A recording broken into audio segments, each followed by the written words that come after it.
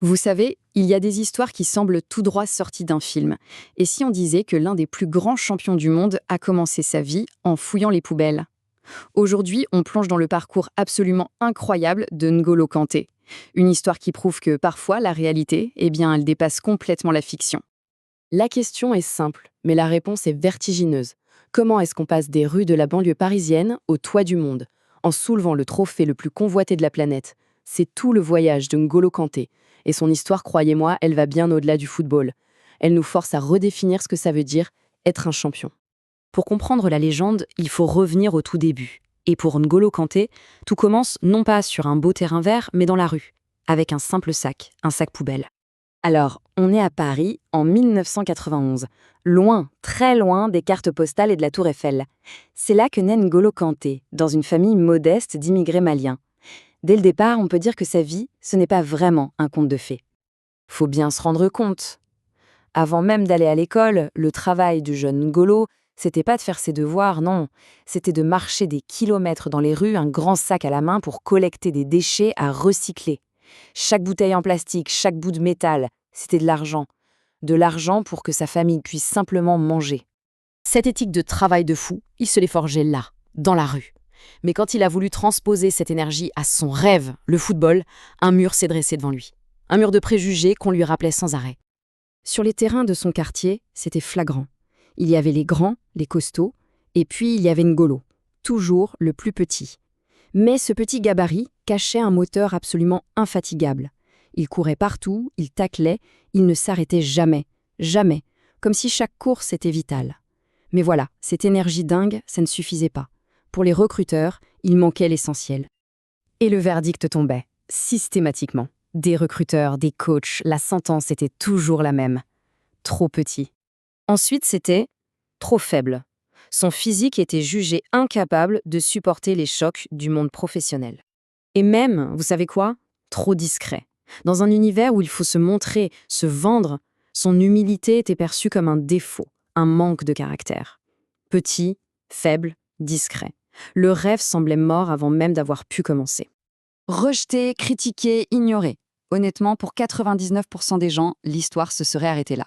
Sauf que N'Golo Kanté, il n'est pas comme les autres.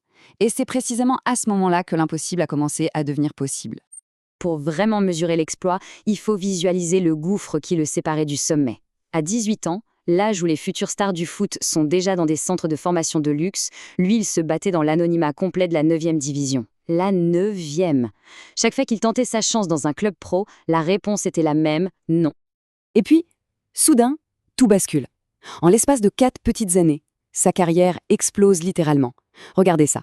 De la 3e division française en 2011, il grimpe en 2e division en 2013 pour atterrir en Première Ligue anglaise en 2015, le championnat le plus relevé du monde. C'est juste l'une des ascensions les plus rapides et fulgurantes de toute l'histoire du sport. Et c'est justement en Angleterre que ce joueur, celui dont personne ne voulait, va devenir un véritable phénomène mondial. Il va être le pilier, l'architecte du plus grand miracle de l'histoire du sport moderne. Quand il signe à Leicester City, tous les experts sont d'accord. Ce club est programmé pour la relégation, pour l'échec, mais ce qu'il n'avait pas prévu, c'est l'effet Kanté. Au milieu de terrain, il se transforme en monstre. Il est partout. Il récupère un nombre incalculable de ballons. Il court pour 2, pour 3. À lui tout seul, il transforme une équipe de losers annoncée en une machine à gagner. Son activité sur le terrain était tellement folle que ça a donné naissance à cette phrase devenue mythique. Elle résume absolument tout. Et donc, contre toute attente, Leicester gagne le championnat. C'est un séisme, le plus grand de l'histoire du football. Et au cœur de l'épicentre, il y avait ce moteur silencieux, N'Golo Kanté. Allez, on arrive au sommet. Le sommet absolu de sa carrière. L'aboutissement final de ce voyage juste incroyable. 15 juillet 2018. Le monde entier regarde.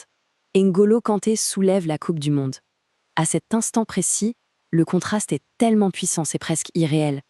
Pensez-y, les mains qui, enfant, serraient un sac de déchets pour survivre, tiennent maintenant le trophée en or massif que tous les joueurs de la planète rêvent ne serait-ce que de toucher. Mais l'image la plus dingue de cette victoire, c'est peut-être celle-là. Au milieu de la fête, de l'euphorie, il est champion du monde.